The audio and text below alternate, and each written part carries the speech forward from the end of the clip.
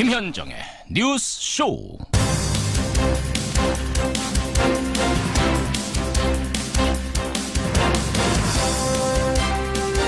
이미 오래전에 했어야 할 조치다. 살인정권 북한을 고립시키는데 최대 작전을 지원하겠다. 간밤에 트럼프 대통령이 북한을 테러 지원국으로 재지정했습니다. 애청자 여러분 안녕하십니까. 충분히 예상이 됐던 일이라 그리 놀랍진 않습니다만 문제는 2달 가까이 도발을 멈추고 있는 북한이 다시 도발을 시작하진 않을까. 이것이 걱정입니다. 그런가 하면 충분히 예상됐던 일이지만 막상 발표가 되고 나니 걱정이 더 커진 사람들, 바로 포항의 수험생들입니다. 교육부는요, 예정대로 목요일에 수능을 치르고 만약에라도 시험 중에 지진이 발생하면 그 포항 6천 명에 대한 구제책은 차후에 따로 마련하겠다, 이렇게 발표를 했지요. 하지만 형평성을 고려할 때 과연 이들만을 위한 뾰족한 구제책이 만들어질 수 있는 건지 참으로 걱정입니다. 부디 최소한 적어도 그날만큼은 여진 없이 무사히 넘어가기를 그저 기도하는 수밖에 없는, 참 자연의 힘 앞에 한없이 작아지는 아침입니다. 김현정의 뉴스쇼 출발하죠.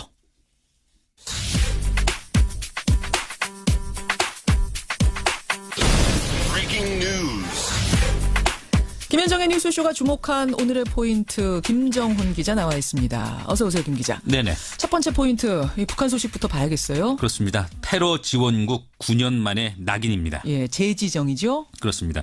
트럼프 미국 대통령이 북한을 9년 만에 테러 지원국을 재지정한다고 발표했죠. 네. 트럼프 대통령은 그러면서 북한과 관련자들의 추가 제재와 불이익을 가할 것이다. 살인 정권을 고립하는 최대의 압박 작전을 지원할 것이다, 이렇게 밝혔습니다. 처음 테러 지원국으로 지정됐던 게 1988년 그 대한항공 폭파 사건 직후 아닙니까? 맞습니다. 그렇게 지정됐다가 예. 2008년 핵시설 검증에 합의하면서 그 해제가 됐거든요. 예. 근데 9년 만에 다시 낙인이 찍히게 된 것이죠. 근데 재지정 이것으로 끝이 아닙니다. 재무부가 내일 그 추가 제재를 발표할 것이고 또 2주 후에는 그 제재가 최고의 수준이 될 것이다. 이게 트럼프 대통령의 말이기 때문입니다. 사실은 트럼프 대통령이 뭐 할 수만 있다면 김정은과 친구가 되고 싶다 이런 말도 하고, 네. 북한도 한 2달가량 도발 자제하고 유화 국면이 좀 조성되고 있었던 거 아니었어요? 근데 그럼에도 북한 태도의 근본적인 변화는 찾지 못했다는 게 아마 미국의 결론인 듯한데요. 위기 고조 가능성이 있습니다. 하지만 대화의 문이 완전히 닫힌 건 아닙니다. 그래요? 틸러슨 미 국무장관은 테러 지원국 재지정 발표 직후에 우리는 여전히 외교를 희망한다, 이렇게 강조를 했거든요. 이미 북한은 고강도 제재를 받고 있죠. 그래서 테러 지원국 재지정이 상징적 조치에 불과하다, 이런 시각도 있긴 합니다. 중국의 대북 특사가 빈손으로 귀국하지 않았습니까? 네. 그래서 미국이 좀 판을 흔들어 보려고 이런 조치 내린 거 아니냐, 뭐 이런 해석도 나오던데요. 지켜보죠. 네. 다음 포인트 갑니다. 네, 오락가락 입장이 흔들리는 공수처입니다. 고위공직자 비리 수사처. 설치를 위한 논의가 지금 본격화되고 있는 거 아닙니까? 그렇습니다. 오늘 국회 법제사법위원회는 법원심사 소위원회를 열고요. 예. 공수처 설치에 관한 법률안 등을 논의할 예정입니다. 네. 공수처에 반대해온 자유한국당의 최종 입장이 관건이죠. 그런데 그렇죠. 어제 오락가락하는 모습을 보였거든요. 장제원 수석 대변인은 검찰을 견제하고 수사하는 기관이라면 공수처든 뭐든 설립해야 하지 않느냐는 의견이 법사위원 중심으로 광범위하게 형성되고 있다, 이렇게 말을 했습니다. 수석 대변인 말이에요, 이건? 네. 적폐 수사에 한창인 검찰의 불만을 터뜨리면서 입장 변화를 시사한 대목이죠. 예. 그런데 이후에 홍준표 대표는 다시 충견도 모자라서 맹견까지 풀려고 하는 건 용납하기 어렵다, 이렇게 말했습니다. 검찰이 충견이고 공수처가 맹견이에요? 그렇게 해석되는 대목이죠. 그렇게 반대 입장을 거듭 확인한 모습이네요. 공수처 어디로 갈 것인가. 두 번째 포인트. 마지막 하나만 더 보죠. 네, 최장기간 조각의 완료입니다. 중소벤처기업부 장관 후보자 홍종학 후보자 임명 얘기군요. 네, 문재인 대통령이 결국 홍 후보자를 오늘 임명할 것으로 보입니다. 오늘요. 야권의 반대 속에 청문보고서 채택이 2번 연속 무산된 상태에서 임명이 강행되는 것이죠. 그렇죠. 새 정부 1기 내각이 출범한 지 196일 만에 완성되는 것입니다. 역대 정권을 통틀어서 조각에 가장 오랜 기간이 걸린 것이라고 하네요. 근데 인사 갈등은 앞으로도 여전할 것 같습니다. 이진성 헌법재판소장 후보자의 인사청문회 그리고 아직 지명되지 않은 감사원장 후보자의 임명 동의안에 야당이 아마 비협조적으로 나올 가능성이 있기 때문이죠. 그렇죠. 여기까지 오늘의 포인트. 김정훈 기자 수고하셨습니다. 네. 검찰은 최경환 의원에 대한 전격 압수수색에 들어갔습니다. 국정원 특수활동비 1억여 원을 받은 혐의가 있습니다. 자유한국당은 검찰의 특활비를 연일 문제 삼으며 반격에 나섰습니다. 국정원 특활비 수사의 불똥이 검찰 특활비로 튀면서 여야 공방은 더욱 거세질 전망입니다. 특활비 여기저기서 특활비가 날립니다. 어제 검찰이요 최경환 의원의 집과 사무실을 압수수색했습니다. 국정원의 특활비와 관련된 수사가 정치권 전역으로 확산될 거다. 이런 전망까지 나오면서 지금 정치권의 특활비 공방이 벌어지고 있는데요. 먼저 자유한국당의 홍준표 대표는 국정원이 준 특활비만 수사할 게 아니다. 검찰이 법무부에 준 특활비도 수사를 해야 된다. 이렇게 요구를 했습니다. 그러자 여권에서는 아니 홍준표 대표는 과거 원내대표 시절에 그 특활비로 생활비 썼다고 말했던 분 아니냐. 그 유용도 문제 삼아야 되는 거 아니냐 이렇게 또 말을 했습니다. 이쯤 되면 좀 헷갈리시죠. 시작은 국정원이 박근혜 청와대에다가 상납했다는 그 특활비였는데 그 후로 막 여기저기서 툭툭 특활비 얘기가 나오니까 대체 뭐가 뭔지 어디에서 어디로 건네는 거는 되고 어디에서 어디로 건네는 건 안 되는 건지 헷갈립니다. 이분의 설명을 좀 들어보죠. 정의당 노회찬 원내대표 연결이 되어 있습니다. 노회찬 원내대표님 안녕하세요. 네, 안녕하십니까. 영수증 없이 쓸 수 있는 돈 특수활동비 여기까지는 이제 다들 아시거든요. 네네. 예, 이게 지금 모든 정부기관에 다 있는 겁니까? 어디에 있는 거예요? 거의 뭐 대부분 모든 정부기관은 아닌데 예. 많은 정부기관들이 이제 이 특활비라는 이름으로 돈을 쓰고 있죠. 쓰고 있고. 근데 원래 이 특활비는 예. 기재부 이 예산 지침에 따르면은 예. 기밀이 유지될 필요가 있는 정보와 사건 수사에 쓰는 걸로 돼 있습니다. 기밀 유지가 필수적인, 그러니까 영수증을 네. 끊지 않는 것이 더 유리하고 나라에 도움이 되는 이런 일. 예, 그래서 사실은 우리나라 전체 예산 중에서 특활비란 명목으로 배정된 것이 9천억 정도 되는데요. 예, 예. 그 중에 90%가 국정원, 국방부, 경찰 이 세 곳에서 쓰고 있어요. 아, 국정원. 여기 다 국방부. 정보 내지 수사를 하는 곳이잖아요. 그러네요. 예, 그래서 사실 이 남은 이 세 군데 이외에는 특활비가 필요 없다고 또 봐야 되는 거죠. 나머지 10% 가지고 다 나눠서 특활비 조금씩 주는데 그 양이 많지는 않은 거군요. 예, 그렇습니다. 자, 그런데 처음에 이 문제가 불거졌을 때는요. 국정원이 특활비를 007 가방에 담아가지고 청와대에 상납했다. 그 액수가 40억 플러스 알파다. 이렇게 나오니까 모두 엄청나게 놀랐어요. 어떻게 저런 일이 가능한가 이랬는데 그다음에 보니까 무슨 국회 정보위 소속의 여야 국회의원들도 받았다. 이런 말이 나오고 검찰도 그 검찰 특활비를 법무부에 줬다는 말이 나오고 근데 그건 또 당연한 일이다. 이런 얘기가 나오고 이렇게 되니까 국민들이 아니 뭐 대체 어떤 특활비는 줘도 되고 어떤 건 상납이고 뭐가 되고 뭐가 안 된다는 거야? 예, 그러니까 이거는 사실은 그 목적 용도 등을 엄밀하게 따져야지. 예. 그냥 똑같은 돈이라도 한국은행에서 발행했다는 돈도 그게 작물일 수도 있고 그다음에 뇌물일 수도 있고 그다음에 뭐 빌린 돈일 수도 있는 거 아닙니까? 한국은행에서 찍었어도 돈의 뭐 사용세가 다 다른 거죠. 다 다른 거죠. 그렇죠. 아니 이제 국정원 돈을 청와대에 줬다면은 예. 준 것은 일단은 국정원 돈을 갖다가 불법적으로 빼돌린 게 되기 때문에 어허. 그게 공금 유용이 되는 것이고요. 공금 횡령이 되는 것이죠. 그다음에 그걸 뇌물의 목적으로 줬느냐 등에 따라 달라지는 거죠. 그러면 검찰이 지금 법무부에 줬다는 그 특활비 이건 이제 홍준표 대표가 문제 삼고 있는 건데 이건 어떻습니까? 예, 그 부분은 앞에 것하고는 좀 많이 성격이 다른 걸로 보여지고요. 그러니까 관행 자체가 잘못된 예를 들면은 지난번에 이제 서울지검장 이영렬 씨하고 이제 안태근 국장이 예. 그 부하들 데리고 같이 이제 서로 격리하는 어떤 술자리 만찬 자리 가져가지고 다 문제가 되지 않았습니까? 서로 특활비를 줬죠. 이 팀한테 주고 저 팀한테 주고. 특활비를 상대에게 주는 그 되게 이렇게 특활비가 예. 수사와 기밀이 요구되는 어떤 정보 계통에 써야 되는데 예. 그 동안에 그런 어떤 어디서든 좋다는 식으로 눈먼 돈처럼 이렇게 배정해서 나눠줬었던 관례가 지금도 지금 진행되고 있거든요. 그리고 그거는 모든 부처가 국회도 마찬가지입니다. 지금도 국회 원내 교섭단체 대표들이 받고 있는 특활비. 예. 그 특활비도 그런 성격의 돈인 거죠. 그래서 그런 걸 제도 개선하는 문제하고, 그다음에 그런 관행 속에서도 관행을 넘어서서 어떤 불법이 되는 행위. 예를 들면 국정원이 특정한 자기들이 어떤 특활비가 계속 국회에서 예산 심사하는 게 문제되니까. 예. 문제되니까 당시에 이제 그 유력한 정치인들에게 자기들이 특활비를 갖다가 뇌물처럼 줘가지고. 예. 국정원 좀 봐달라고 했다면은, 예. 그거는 굉장히 문제가 되는 거죠.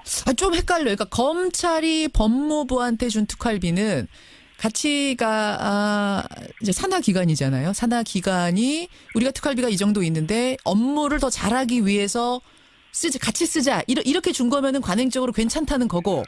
법무부의 특활비가 법무부의 특활비가 이렇게 여러 이제 그 용처로 비목으로 해가지고 나뉘어져서 이렇게 책정이 됩니다. 예. 그거는 예를 들면 국회 특수활동비가 한 80억 정도 되는데요. 예. 그 돈도 마찬가지로 이렇게 나뉘어져 있거든요. 국회 80억 정도가 뭐 이 당의 원내대표 대표한테 주고. 입법활동 지원, 입법 및 정책 개발, 그 의원연구단 단체 활동 지원. 이런 식으로 되어 있는데 이런 명목 자체가 일단은 원래 기재부의 지침하고 다르다라는 지적을 우선 드리는 거고요. 그런데 국회가 수사한 게 아니잖아요. 그렇죠. 그리고 기밀 정보를 수집하는 데도 아니잖아요. 예. 그러니까 입법활동 지원 이런 거는 특활비가 아닌 다른 명목으로 앞으로 계속 쓰라. 예. 이제 그런 이제 개선책이 있는 것이고요. 그런데 이 국회 특수활동비 중에 국회의장이 쓰는 명목 하나도 없거든요. 그러나 국회의장도 일정하게 관례대로 쓰고 있을 거 아니겠어요. 그럼 이제 법무부에 이제 특수활동비가 있는데, 그 중에 법무부 장관이 쓴다거나 검찰국장이 쓴다거나 이런 거는 항목이 없는 거거든요. 아하. 그렇지만 다 그렇게 나뉘어서 이제 썼다. 그렇죠. 업무를 위해서. 예, 가능적으로 쓴 건데, 그렇게 쓰는 문제하고, 이런 건 제가 볼 때는 편법이라고 볼 수 있습니다. 그러니까 합법도 아니고 불법도 아니고 편법이라 볼 수 있는데, 이런 편법하고, 그 다음에 그 쓰면 안 되는 데다가 쓴 것도 있죠. 예를 들면, 공범인데 가져다가 집에서 생활비로 쓴 거, 이런 거는 명백한 불법이죠. 홍준표 대표 같은 경우. 그러면요, 노 대표님, 지금 말씀 듣다 보니 특수활동비에도 블랙, 그레이, 화이트 뭐 이렇게 구분이 된다는 건가요? 예, 그 용어의 뜻은 제가 정확히 모르겠지만 대충 느끼시는 바로 그거. 지금 구분할 수 있는 건 뭔가 하면은 문제가 있던 어떤 법에 의해서 쓰여왔던 합법으로 쓰는 게 있고요. 그다음에 편법적으로 쓰는. 그 이제 그레이쯤 되겠네요. 그다음에 완전히 불법으로 쓰는 것. 그 블랙. 돈을 가지고 뇌물로 줬다거나 뭔가 부정한 청탁을 하기 위해서 이 특수활동비를 썼다거나 아니면 집에 가서 생활비를 썼다거나 이렇게 되는 거는 전부 다 불법인 거죠. 자, 그럼 박근혜 정부 시절에 국정원이 매월 청와대에다가 장납했다는 그 특수활동비는 뇌물의 성격. 게다가 그걸 가지고 뭐 이걸 피부 미용에 썼다거나 여론조사에 썼다거나 이런 식이라면 이건 당연히 불법일 수밖에 없으니까 블랙인 거고. 검찰이 친박계 최경환 의원도 1억 받았다 국정원으로부터 특활비 요 혐의 잡고선 압수수색까지 했는데. 그것도 불법이라고 보는 게 뭔가면은 그게 불법이 안 되려면은 최경환 그 의원이 뭐 국정원의 그 뭐 비밀 공작의 공작원으로서 활동했다. 그렇다면은 이제 불법이 아니겠죠. 근데 제가 볼 때 그분이 뭐 국정원의 비밀 공작원으로 활동했다고 보여지지 않기 때문에. 비밀 공작원은 아니실 것 같아요. 그렇기 때문에 그거는 블랙이다. 그 국정원의 그 특수활동비가 제대로 되진 게 아니죠. 불법이죠. 그러면 특히나 청탁이나 뭐 이런 그 청탁의 대가로 준 거라면은 명백한 뇌물죄가 성립되는 거죠. 이건 뇌물죄까지. 최근에 한 언론이요. 일부 국회 정보위 소속의 여야 의원들이 국정원으로부터 돈을 받았다. 이런 보도를 했습니다. 막 그 이름까지 지금 찌라시로 돌아다니는데 검찰이 이거는 수사 대상 아니다라고 밝혔거든요. 이건 왜 그렇습니까? 아니 저는 그건 덮어두는 거다. 문제가 이제 커질까봐 정치권으로 이렇게 안 그래도 검찰이 자기들의 어떤 그 권한이나 이런 걸 보호하기 위해서 정치권에 대한 수사를 함부로 하고 있다라는 비판이 높으니까. 이 확대되는 것을 감당하기 힘들어서 덮어두는 것이지. 아까도 말씀드렸다시피 만일 그 국회의원들이 예. 국정원의 어떤 그 비밀 공작에 가담해가지고 예. 그 공작 근무로다가 공작 활동비로다가 돈을 받았다면 합법이지만 예. 다른 용도 내지 목적으로 돈을 받았다면은 다 불법이에요. 아, 이거 불법이에요? 근데 이거는 당연히 불법이죠. 다른 데가 아니라 정보위 소속 의원들이기 때문에 관련 업무라고 봐서 이거는 합법일 수 있겠다라는 이런 해석들도 나오던데. 아, 그거나 오히려 그 예를 들면은 저기 법사위 법무부의 특수활동비를 법사위 국회의원들이 받았다면은 예. 이거는 지금 같으면 부정청탁의 가장 대표적인 예가 되는 거죠. 그렇군요. 이것도 예, 블랙이라고 그 상호 관계가 예. 이게 청탁을 주고받을 수 있는 관계잖아요. 그런 관계를 줬다면 이게 포괄적 뇌물죄 구체적인 어떤 대가가 아니더라도 예. 이렇게 좀 봐달라 뭐 법무부에서 좀 깎지 말아라거나 알겠습니다. 법무부 인사 문제에 대해서 비판하지 말아거나 예. 이런 청탁이 얼마든지 가능한 거니까 포괄적 뇌물죄가 바로 되는 거죠. 이거는 불법이다. 지금 이게 그렇죠. 검찰이 수사 대상 아니라고 자꾸 하면은 이거는 덮고 가려는 걸 그런 제스처로 보일 수 있다 이 말씀이세요. 네, 그렇습니다. 자, 이렇게 어쨌든 특활비에 관련된 이야기가 커지자 자유한국당이 아까 말씀드린 그 검찰과 법무부 특활비 얘기를 하면서 홍준표 대표의 예전 새누리당 원내대표 시절 그 특활비 얘기가 나왔어요. 그때 홍준표 대표는 생활비로 썼다고 하지 않았느냐라는 얘기가 여당 쪽에서 나오자 홍 대표가 해명을 했습니다. SNS에다가 생활비로 썼던 건 아니다. 그때 그 수령 즉시 한 4,5천만 원을 한 달에 받았는데 정책위 의장한테 정책개발비로 1,500만 원, 원내 행정국에 700만 원, 원내 수석하고 부대표들한테 격월로 각 100만 원씩 줬고 야당의 원내대표들에게도 국회 운영 비용으로 쓰라고 매월 보조를 했다. 생활비로는 안 썼다라고 해명을 했습니다. 이건 어떻게 보세요? 본인 입으로 생활비로 썼다고 얘기해놓고 그게 문제가 되니까 다른 용처가 있다고 이렇게 둘러대는 것으로밖에 보이지 않고요. 큰 당의 그 당대표 살 얘기는 좀 아닌 것 같습니다. 게다가 예. 다른 야당 원내대표들에게도 줬다라고 하는데 예. 이게 사실이라면 이거는 여당의 대표가 돈으로 야당을 매수했다. 그거밖에 볼 수 없는 그런 심각한 범죄 행위고 당시에 그 야당 원내대표 했던 분이 어저께 예. 이런 한 푼 받은 적이 없다. 받은 적 없다. 그래서 이게 돼서 그 사과 해명하지 바로잡지 않으면은 예. 이게 그 사법처리도 불사하겠다는 그런 강경한 대응을 했거든요. 그래서 저는 이거는 이 진술은 좀 심각하게 좀 처리해야 될 문제가 아닌가 보여집니다. 그 야당 원내대표 누구세요? 예, 원혜영 원내대표가 어제 그러셨죠. 네네. 그 말씀하시는 거군요. 알겠습니다. 네. 홍준표 대표의 해명이 또 여기에 대해서도 나와야겠네요. 예. 여기까지 말씀 듣겠습니다. 노회찬 원내대표님 고맙습니다. 네, 감사합니다. 정의당 노회찬 원내대표였습니다.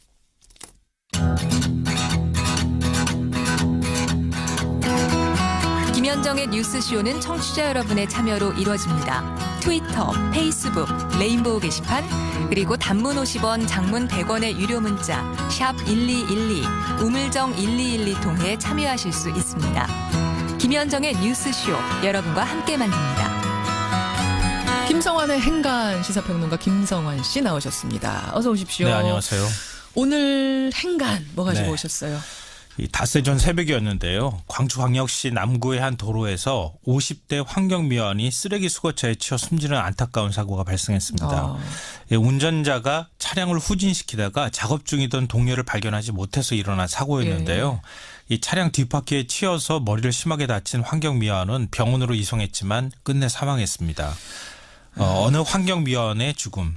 이 뉴스의 행간을 좀 살펴볼까 합니다. 환경미화원 분들이 교통사고 당하는 거는 이건 잊을만 하면 터져요. 네, 맞습니다. 이게 한두 번이 아닌데요. 그렇죠. 사실 제가 통계가 있을까 해서 찾아봤는데 사망 사고나 아니면 교통사고 통계도 정확하지가 않은 것 같아요. 뭐 사례만 좀 간단하게 말씀드리면 2015년도에 춘천 환경미화원 형제 안타까운 사고가 발생을 했는데요. 그게 형은 트럭 몰고 동생이 앞에서 쓰레기 치우고 그랬던 거죠. 예, 맞아요. 그러니까 트럭 앞에서 청소하던 동생이 형이 몰던 트럭 앞에 끼어서 음주운전 차량이 차 앞으로 돌진을 하면서 그렇게 이제 사고가 나는 사고가 있었습니다. 맞아요. 작년에는 청각 장애를 가진 환경미화원이 음주운전 차량에 또 치여서 숨지는 사고가 있었는데요.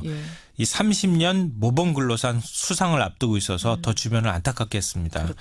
그러니까 환경미화원은 이렇게 사고 위험을 안고 산다고 해도 과언이 아닌 것 같습니다. 안타까운 환경미화원의 교통사고. 정말 그냥 그 신문에 한도막 나오고 넘어갈 만한 뉴스로 처리가 사실은 됐는데 오늘 김성환 씨가 다시 꺼내오셨어요. 이 뉴스의 행간 들어가 보겠습니다. 첫 번째 행간은 지역신문에 기사 몇 줄 나는 게 고작이다입니다. 그게 첫 번째 행간이었군요. 네, 방금 전에 말씀하신 내용인데요. 사실은 이게 닷새 전에 사망사고가 발생을 했는데 언론에서 거의 보도를 하지 않았습니다. 지금 청취자분들 문자도 그래요. 저 몰랐어요. 이런 문자 많이 와요. 네. 처음 듣는다. 제가 알기로는 한 전국신문, 전국지에서 한 군데 정도 보도한 것으로 알고 있고요. 지역신문에서는 좀 보도를 한 것 같습니다. 예. 나머지 방송이나 이런 데에서는 거의 관심을 두지 않았는데요. 환경미화원이 이런 얘기를 토로합니다. 불을 끄는 소방관이 사망하면 전 국민적인 애도와 성금이 답지하고 국가 유공자로 대우를 받습니다. 우리 사회에서 불을 끄는 일만큼 필요한 쓰레기 치우는 환경미화원이 사망하면 지역신문에 기사 몇 줄 나오는 게 전부입니다. 그래서 우리는 이런 현실을 개죽음이라는 한마디로 자조적으로 얘기합니다. 이렇게 얘기를. 환경미화원 분들이 스스로 네, 우리 맞습니다. 일하다가 죽으면 개죽음이야. 네, 이렇게 맞습니다. 얘기하신대요. 근데 과거에는 환경미화원이 교통사고를 당했다 그러면 신문이나 방송에서 뭐 아주 큰 뉴스는 아니더라도 그래도 사회성 뉴스, 사회면 뉴스의 주요 뉴스 정도로 취급을 해줬거든요. 그리고 같이 안타까워하고. 네. 그리고 열악한 근무 시태도 고발도 하고 그랬는데 예. 이번에 난 교통사고 소식 같은 경우에는 거의 주목하는 언론이 없었다는 겁니다. 맞아요. 뭐 물론 대문짝만하게 기사가 실려야 한다는 말씀을 드리는 건 아니지만 최소한 우리 사회에 관심이 필요하다는 겁니다. 그러니까 안 실렸다는 얘기는 그만큼 관심이 없다는 네, 얘기니까요. 그렇죠. 네, 맞습니다. 두 번째 행간은 뭔가요? 두 번째 행간은 종량제 봉투값만 올랐다입니다. 그건 무슨 말씀이세요? 우리가 쓰레기 종량제 봉투값 계속 이제 올리니까 예. 종량제 봉투 사서 쓸 수밖에 없잖아요. 그렇죠. 근데 쓰레기 종량제 봉투를 사서 쓰는 이유 중에는 쓰레기 처리 비용도 있지만 환경미화원 처우도 개선하라는 의미가 포함되어 있는 거예요. 예. 근데 현실은 전혀 그렇지 않다는 거죠. 이번 교통사건 사고도 신호수 한 병만 더 있었다면 막을 수가 있었습니다. 지금 어떻게 타고 그분들 움직이세요? 그러니까 원래는 3인 1조로 움직여야 돼요. 운전수, 신호수, 쓰레기 수거. 아까 쓰레기 수거하는 분이 있고 이제 신호 저 차 온다 비켜 뭐 출발해 이런 거 얘기해 주는 다른 차들이 올 때 조심하라고 이렇게 신호를 주는 분이 있어야 하는데 이렇게 3인 1조로 움직여야 되는데 현실은 2인 1조로 움직인다는 거예요. 그러니까 한 분은 운전을 해야 되고 다른 한 분은 쓰레기를 막 수거해야 되니까 차량이 오는지 안 오는지 확인하기도 어렵다는 거죠. 하긴 저도 3분 탄 쓰레기차 못 본 것 같아요. 저도 못 봤어요. 사실은. 그렇죠. 이러다 보니까 사고가 빈번할 수밖에 없는데요. 3인 1조가 원칙인데 왜 안 지켜지는 겁니까?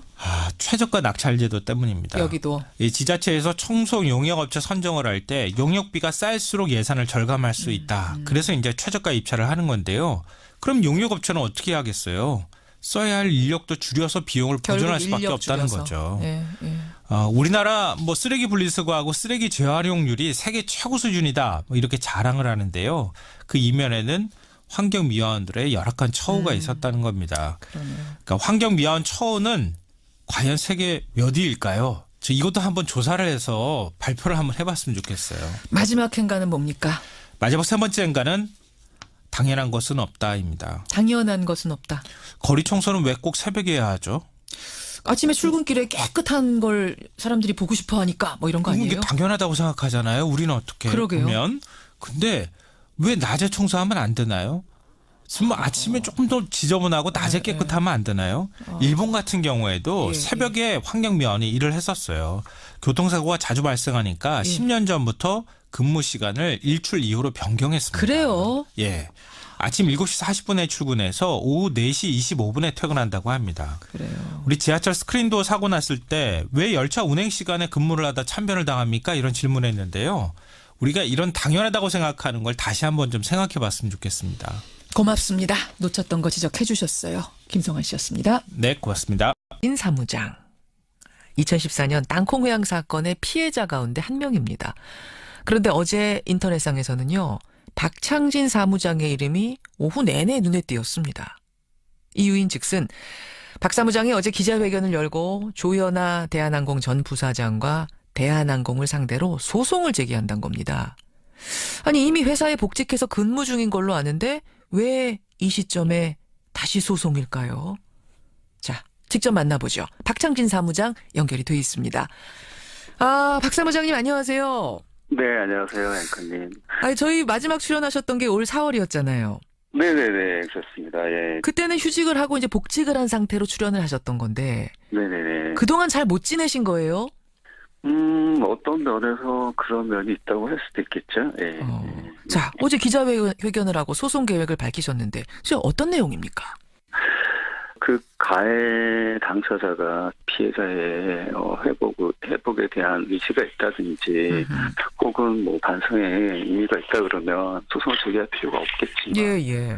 그런 게 없는 이상 강제력에 의해서 그걸 요구할 수밖에 없는 상황이 이제 도래한 거고요. 그래서 조연아 전 부사장이 지금 그 대상이 된 거군요. 그렇죠. 그분에 대해서는 나도 피해를 받기 때문에 피해에 대한 소송을 제기한다. 그렇죠. 하나가 이제 조연아 전 부사장을 상대로 한 그 땅콩의향 사건에 대한 정신적 손해배상 청구 소송. 또 한 가지는 뭡니까? 또 한 가지는 이제 제가 노동 현장에 와서 지금 겪고 있는 불이익에 대해서 이게 정당한가 부당한가에 대해서 법을 통해서 공정하게 이제 평가를 받고 싶다라고 하는 거죠. 업무에 복귀한 후에 그러니까 어떤 불이익들을 좀 받으셨던 거예요? 지금 보니까 부당징계 무효 확인 청구 소송이던데. 실제적으로 이제 저는 대한항공에 입사해서 이제 팀장이라는 위치로 진급을 하고 그 직위에서 업무를 했는데. 그러니까 승무원들은 라인 팀장하고 일반 승무원하고 이렇게 나뉘는 거죠? 비행기 안에 탄 승무원들 중에도. 이제 분류를 할 수 있겠죠. 그런 과정이었는데 제가 복귀하는 과정에서 모든 자격 갱신이 요구됐고 영어 방송 이 제가 이제 통과가 안 됐는데 그걸 이유로 해서 저는 이제 팀장 자격을 줄 수 없다. 그래서 이제 일반 승무원으로 일하게 됐는데 그건 또 다른 말로 얘기하자면 본인 책상 빼기가 아니냐. 책상 빼기 아니냐. 그러니까 너 한직을 주고선 당신이 버틸 수 있으면 버텨보고 아니면 나가라는 식의 암묵적인 징계 아니냐 이렇게 생각하시는 거예요. 그렇죠. 그런 배경으로 느껴지는 거죠. 자, 그러면 지금 직급상은 사무직이란 직급이 유지가 되고 있지만 실제 업무로는 그냥 일반 승무원 역할하고 계시는 거예요. 그렇죠. 대부분 뭐 이코노미에서 이제 갓 입사한 승무원들이 하는 일들을 대부분 하고 있는데요. 근데 회사 측에서는 이러더라고요. 라인 팀장으로 근무하려면은 영어로 기내 방송하는 방송 A 자격 이런 거를 이제 회사 시험을 취득해야 되는데 여기에서 박창진 사무장님이 탈락을 했다. 그래서 팀장 자격을 못 주는 거지. 이게 뭐 징계 차원 안 주는 게 아니다. 이렇게 말을 하더라고요. 네. 그 말은 맞기도 하고 틀리기도 하다라고 얘기할 수 있는데요. 네.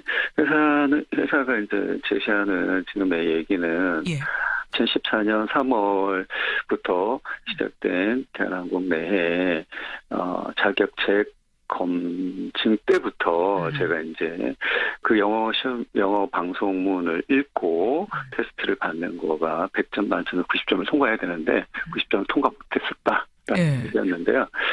이 얘기가 무슨 얘기냐면은 땅콩의향 사건 이전에도 이 시험을 박창진 사무장은 통과하지 못했었다. 땅콩의향 사건 때문에 일부러 떨어뜨린 게 아니다. 이렇게 지금 해명 자료를 내놨더라고요.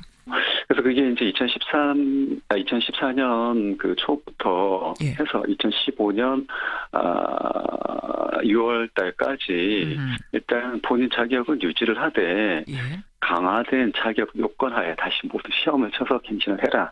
라고 했어요. 그러는데 저는 그 기간 내에 2달에 한 번씩 꼬박꼬박 그 시험을 치고 있었어요. 그러니까 이제 그거를 차곡차곡 보던 중에 이 사건이 사건이 터진 거군요.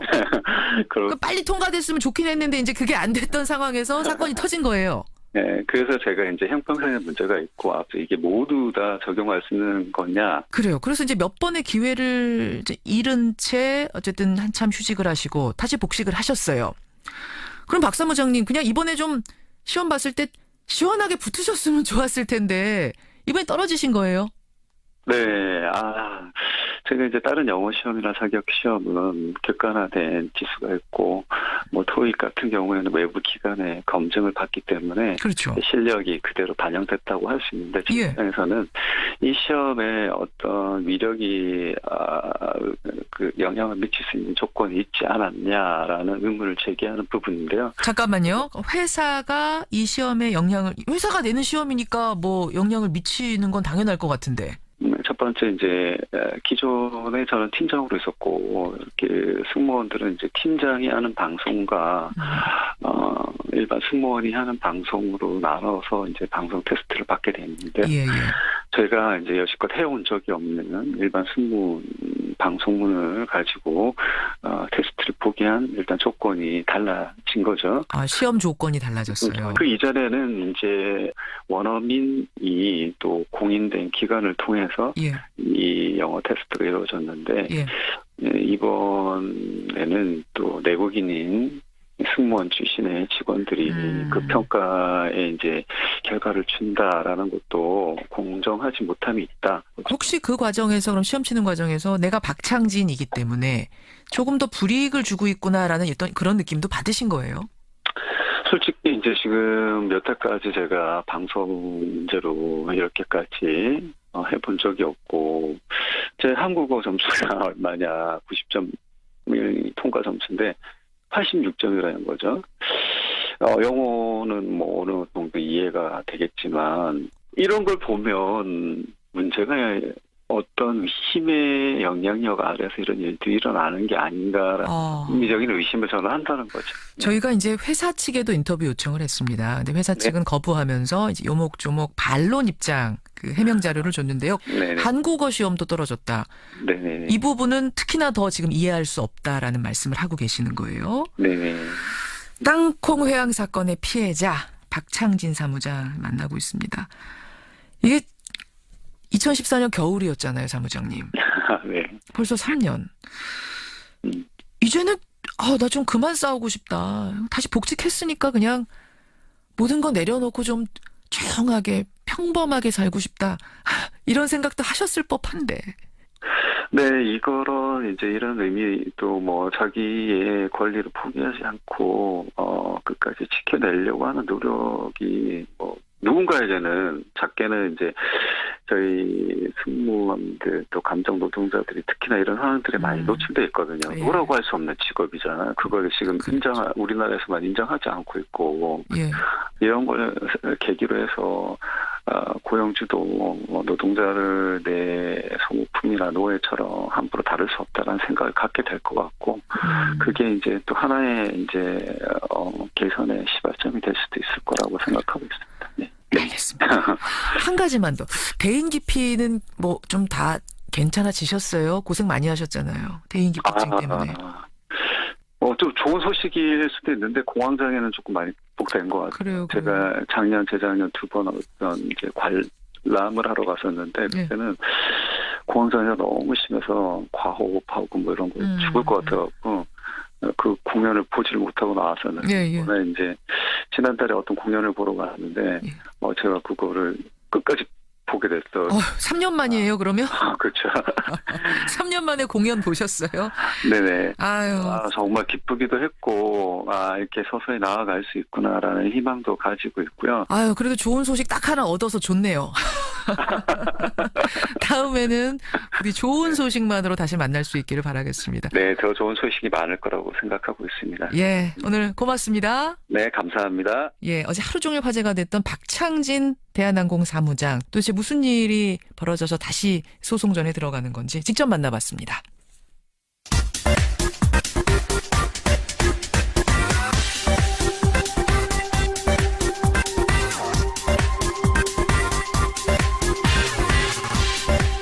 미국에는 나스닥, 우리나라엔 코스닥이 있다면 뉴스쇼에는 뉴스닥이 있습니다. 뉴스쇼 증권시장 뉴스닥. 오늘도 두 분 나오셨습니다. 세미래정책연구소 허성무 소장 어서 오십시오. 예, 반갑습니다. 반갑습니다. 바른정당의 이준석 노원병 당협위원장 어서 오세요. 네, 안녕하세요. 어서 오십시오.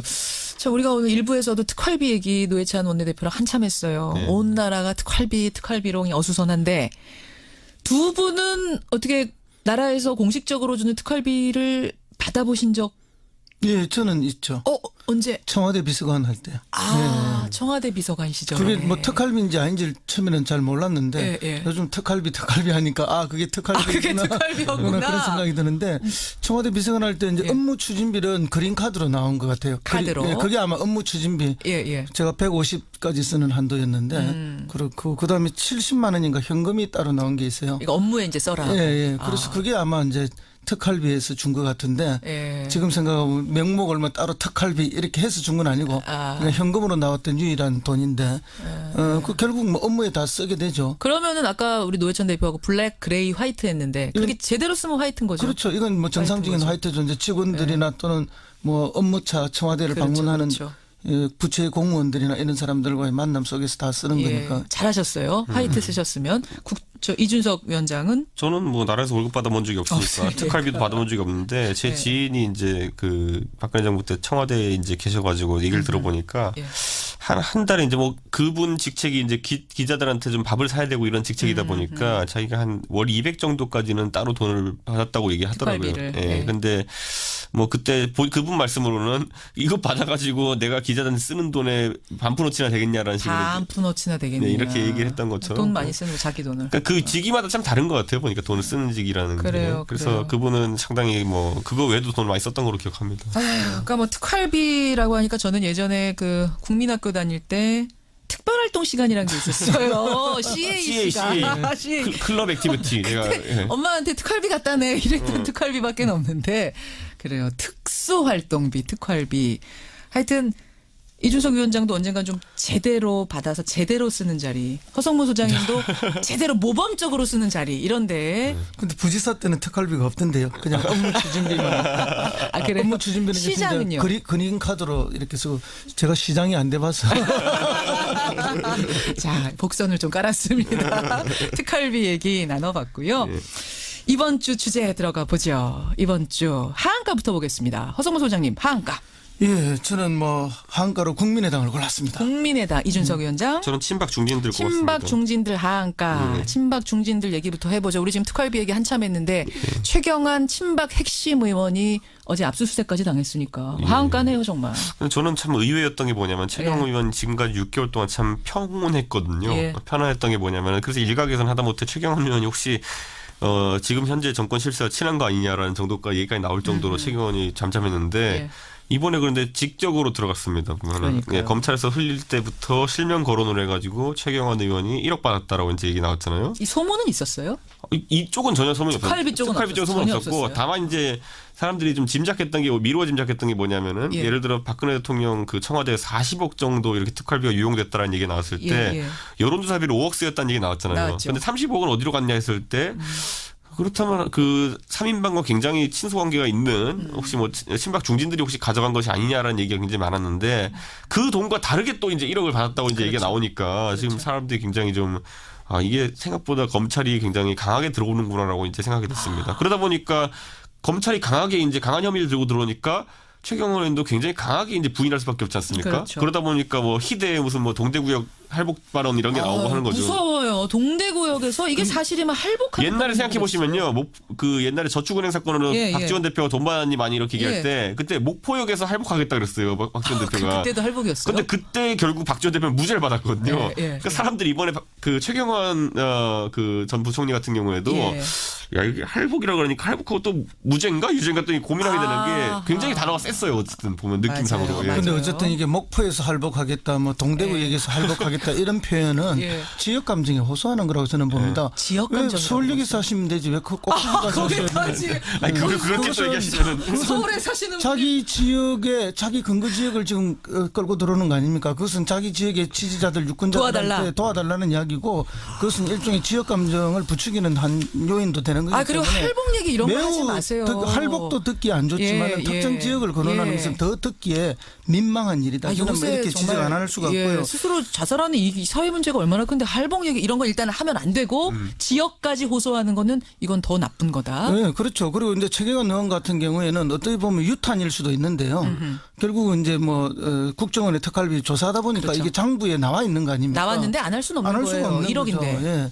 이제 그런 건데 그러면 왜 이제 그 1억을 이 사람한테 줬느냐? 예. 이 사람은 국정원 특활비를 편성해 주는 기재부 장관이다면 권한을 쥐고 있는 사람이죠. 지금 국회의원 때 받은 게 아니라 장관일 때 받은 그렇죠. 거죠. 경제부총리 때. 그렇기 때문에 이게 더 엄중한 뇌물이 될 수 있다는 그럴 거죠. 수 있는 거죠. 그러면은 국정원은 왜 늘 받던 특활비가 축소될 것을 걱정해서 제대로 편성해 달라고 뇌물을 줬느냐? 왜? 예, 그러면은 뭐 축소된다는 뉘앙스가 있었단 말인가요? 아니면 해마다 관례적으로 줬단 말이냐? 뭐 그 중에 하나 아니겠습니까? 그러겠네요. 어떤 경우라도 잘못된 거죠. 어떤 경우라도 그렇다면 과연 최경환 의원뿐이겠는가? 이거거든요. 그러니까 제가 아까 말씀드렸듯이 지난번에 40억 얘기 나왔을 때 5억의 행선지는 그 여론조사 비용으로 이제 나왔지만은 예. 원래 40억의 행선지를 이게 조사하다 보면 30억도 알고 있는 거거든요. 근데 검찰이 지금 안 얘기하고 있는 거거든요. 지금 보면은. 그러니까 왜냐하면 수사를 위해서든지 어떤 목적으로 위해서든지 얘기 안 하고 있는 건데 어쨌든 그 3인방의 일관된 진술은 뭐냐면 그걸 박근혜 대통령이 알았었다라고 이제 얘기하는 건데 그 용처가 어디겠느냐. 박근혜 대통령의 재산은 증가된 게 하나도 없습니다. 그 임기 동안에. 맞아요. 월급만큼만 증가됐습니다. 근데 그럼 그 돈이 어쨌든 용처가 있을 텐데 그 용처가 무엇이냐에 대해 가지고 저는 이제 검찰이 들고서 지금 아마 정치권에게 시그널을 보내고 있다 이렇게 봅니다. 정치권이 떨고 있는 거 맞죠? 그러니까 그 5억이라는 것도 여론조사 비용 쓰였다는 것도 알고 봤더니만은 진박들 여론조사 비용 쓰였다는 거 아닙니까? 그럼 35억이 어디 쓰였을지는 상식적인 국민들이라면 약간은 짐작가는 데가 있습니다. 어디요? 네? 저는 말 못하겠습니다. 그런데 그렇기 때문에 그 부분에 대해 가지고 아마 검찰이 강하게 지금 이제 이렇게 표현하면 그렇지만은 찌를 것이다라는 생각이 듭니다. 저는. 찌를 것이다. 네. 하성우 소장님. 네, 어디로 뭐, 갔을까요? 뭐 우리가 흔히 예측할 수 있는 한 2군데 정도 아니겠습니까? 예, 뭐 그런 정도라고 말씀드리고요. 예. 뭐 우리가 군데나 돼요? 저는 한 군데밖에 안 보는데. 한 군데는 어디? 한 군데는 지난주에 우리가 이야기하지 않았습니까? 정치인들에게 관리용으로 좀 들어갔을 거라고. 또 나머지 한 군데는 개인적 칩으로 착복됐을 가능성을 우리가 배제하기 어려운 집 거죠. 사고 생활비 쓰고. 그게 뭐 박근혜 대통령뿐만 아니라 국정원장들 본인들도 그랬을 가능성도 있고 또 뭐 알 수 없는 또 다른 사람들도 그랬을 수 있다라고 예측이 됩니다. 자, 그럼 최경환 의원 이렇게 되고 나면 그다음에 친박들 어떻게 되는 거예요? 그러니까 지금 이게 골치 아파진 게 뭐냐면요. 최경환 그러니까 친박이었다 선언한 분들 중에서 지난주에 저희가 이제 일부 홍준표 대표 쪽으로 갈아탄 사람이 있다라고 이제 얘기했는데 제가 그 방송하고 난 다음에 지난주에 딱 굉장히 그분이 격앙된 목소리로 저한테 이제 그 반론을 하셨어요. 실명 얘기해도 돼요? 그때 저희가 실무는 윤상현 의원한테 갈아탔다는 얘기 하셨잖아요. 예, 근데 그게 친홍으로. 아니라 윤상현 의원이 저한테 이제 반론 전화를 하시면서 전화하셨어요? 말씀하신 게 뭐냐면 이제 홍준표 대표에게 돌아선 게 아니라 저는 박근혜를 버린 적이 없다라고 이제 얘기하면서 이제 홍준표가 좀 좋아졌을 뿐이다라고 이제 얘기하셨거든요. 원래 줄타기는 외줄타기가 아니고 두줄타기, 양줄타기, 갈아타기예요. 다리가 두 개인데 세 줄타기는 어떻게 합니까? 뭐 이게. 알겠습니다. 그분의 이런 반론 전화 왔다는 것까지. 예, 저는 그 반론까지 정확히 전달하는데 윤상현 의원께서는 그게 박근혜 대통령을 버린 적이 없고. 친박 겸 친홍입니까 그러면? 친박 겸 친홍? 그렇다기보다 홍준표 대표를 좋아할 수밖에 없는 이유가 있다 그러시더라고요. 그래서 저는 뭐 믿고 이해합니다. 그거는 제가. 알겠습니다. 이런 계절을 배신의 계절이라 하죠. 또 전화 오겠어요. 또 전화 오겠어요. 배신이 아니라 두 분 다 좋아할 수 있다니까요. 사랑이 둘일 수도 있습니다. 국민의당을 하한가로 올라오신 허 소장님으로 가죠. 여기는 뭐 상황이 안 좋아요. 그렇죠. 오늘 뭐 끝장 토론을 한다고 그러는데 끝장 토론을 해서 이렇게 잘 봉합이 돼야 되는데 끝장 토론 결과 당이 끝장 날 수도 있다 이런 생각이 들어서 오늘 한가로 골랐습니다. 끝장 날 수도 있다고 보세요. 그렇죠. 왜냐하면 안철수 대표가 가는 길하고 호남 중진들이 가는 길이 달라요. 호남 중진들은 여전히 호남선을 중요시하고 호남선을 타야 된다 생각하고 안철수 대표는 지금 느낌이 이제 호남선은 안 타겠다 하는 이런 느낌이 좀 있는 것 같아요. 나는 경부선으로 갈아타겠다. 그래서 그래서 이제 무슨 지적을 했는가 하면은 박지원 의원이 YS의 3당 통합을 되풀이하는 게 아니냐 뭐 이런 지적을 하지 않았습니까?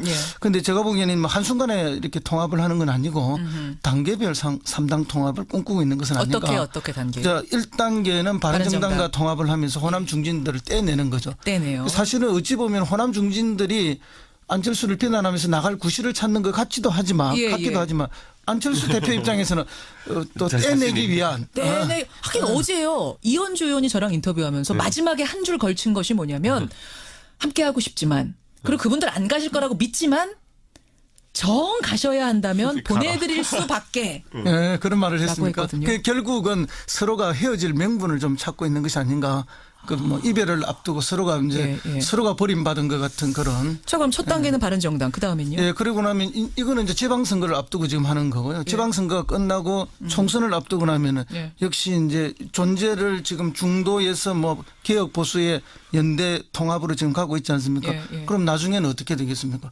다시 보수 쪽을 강화하면서 자유한국당과의 어떤 명분들을 찾아서 총선을 앞두고 나면 대통합을 시도할 가능성이 있다는 거죠. 어제 제가 그 질문도 했거든요. 자유한국당과도 그러면은 저 노선이 맞으면 손잡을 수 있습니까? 그랬더니? 노선은 나중에 가서 맞추죠. 거기서 맞는 분이 있다면 그분들은 함께 하실 수 있다란 말이죠. 제가 볼 때는 이제 총선 왜냐하면 안철수 대표는 대선을 바라보고 있기 때문에 바라보는 지향점이 달라요. 그 이제 지금 어쨌든 호남을 기반으로 해서 뭐 더불어민주당이나 국민의당을 중심으로 하는 호남의 대표가 되는 대선 주자가 자기가 될 것인가 힘들다고 보는 거죠 이미.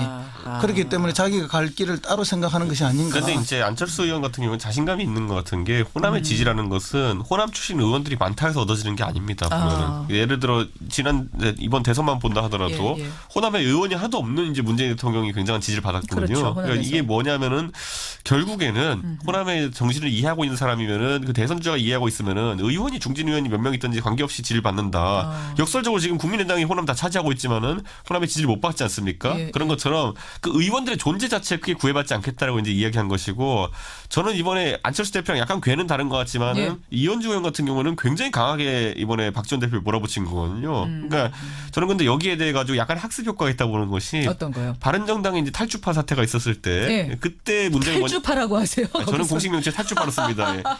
탈당했을 때 탈주파가 있었을 때 그때 항상 문제가 뭐냐면 유승민 대표도 그 20석이라는 심리적인 저항선 때문에 계속 이제 행보가 이제 엇갈리다 보니까 결국에는 김무성 대표가 정해놓은 그 시간표에 따라 가지고 당한 꼴이 됐거든요, 결국에는. 그러다 보니까 이번에 박지원 대표가 하는 일종의 제 생각에 훨씬 더 김무성 대표 약한 협박이지만은 이것에 대해서 예를 들어 이현주 대표를 위시한 예를 들어 그런 분들 같은 경우에는 좀 강하게 나가야겠다라고 했기 때문에 나갈 테면 나가라라는 취지의 발언이 나와서 어제 당장 제가 들은 이제 정보로는 뭐냐면 국민의당에서 이제 원외위원장들이랑 일부가 모여가지고 반 안철수 같은 모습으로 기자회견 같은 거 하려고 그랬는데 그게 무산되었다 그러더라고요. 그 나갈 테면 나가라 발언 때문에? 그러니까 의외로 이제 강하게 발언이 나오니까 왜냐하면 보통 나갈 테면 나가라는데 이게 지금 국민의당도 오묘한 게 뭐냐면은 27석에다가 13석의 비례가 있는 거거든요. 그러니까 지역구 27석인데 맞아요. 자기들이 나간다는 게 사실 실제로 말이 안 되는 게 뭐냐면 나가서 20석 안 만들면은 그것도 비례 교섭단체 안 되거든요, 보면은. 근데 이제 비례는 나가는 순간 비례는 못 나가니까 그러니까 27석 중에 20석 나가는 게 그쪽에 그 정도의 그 지지를 확보하지 못했다고 하는 게 호남에서 이제 예를 들어 박지원 대표나 아니면 호남계 의원들 같은 경우에도 했던 말이 뭐냐면 우리가 따로 나가서 교섭단체 찰 수 있다 그랬는데 이건 정확히 뭐랑 일치하냐면 예전에 김무성 대표가 바른정당 나가기 전에 내가 나가면 15명 정도 같이 나가지 않을까 했는데 실제 나간 건 9명이었잖아요. 그러니까 숫자가 안 맞습니다. 그게 보면은. 그러니까 27명 중 20명을 데리고 나갈 능력이라는 거는 호남계 어떤 중진 애들이 없습니다. 지금 보면. 자, 그러면 이제 한마디씩만 정리하고 제가 넘어갈게요. 정말로 분당까지 갈까? 일단 바른정당 이준석 위원장 단답형으로 주세요. 네, 저는 어렵다. 분당 안 간다? 어렵다. 박지원 대표 혼자 탈주하는 거 가능해도 분당은 안 된다. 탈주하는 거죠. 허성무 소장님. 저는 분당에 버금가는 탈당이 있을 거라고 봅니다. 탈당이 있을 것이다. 그래서 바른정당과 합하는 것. 나머지는 호남파 의원들은 그러면 탈당하는 거죠. 탈당해서 민주당 갑니까? 아니요. 민주당을 바로 가진 않지만 탈당해서 제3지대 당분간은 남아있겠죠. 두 분 다 어쨌든 갈라지는 거 모양새는 어떻게 될지 모르지만 갈라지는 쪽으로. 저는 나가려 하다가 20석 못 채워가지고 망신당할 거라고 봅니다. 그래요. 하한가 국민의당. 상한가는 뭐 가지고 오셨어요? 허성무 소장님? 예, 저는 상한가로 김부겸 행안부 장관을. 김부겸 장관이요? 뭐 이유를 딱 알겠네요. 그러면은 이준석 위원장은 상한가? 저는 이제 국민의당이 저런 상황이다 보니까 안철수 대표가 의외로 주목받을 것이다. 이제 안철수 대표 상한가. 그러니까 저는 항상 상한가를 주목받는 사람으로 하기 때문에 주목받는 사람. 그렇기 때문에 상한가는 이제 어떤 결정을 할지 주목이 될 거다. 허성무 소장님, 김부겸 장관 뽑아오신 거는 이번에 그 지진 대처 관련된 거죠? 그렇죠. 왜냐하면은 이게 수험생만 수십만 명이고 그 가족이나 관계자 수백만이거든요. 전 국가적 행사입니다. 이 중대한 일을 연기한다는 건 결코 쉽지 않습니다. 엄청난 압박감에 시달리면서 내리는 결정이거든요. 그래서 사실 이제 대통령이 수석 보좌관 회의할 때 그 전반적인 기류는 수능 연기할 수 없다는 거 아니었어요. 처음에 그랬어요. 그런데 이제 현장에 내려간 김부겸 장관이 현장의 처참한 상황을 보고하면서 연기하지 않을 수 없다는 보고에 연기 결정이 내려진 거 아닙니까? 이런 결정은 정말로 원칙과 결단이 없으면 내리기 힘든 결정입니다. 그 압박감 이루 말할 수가 없거든요.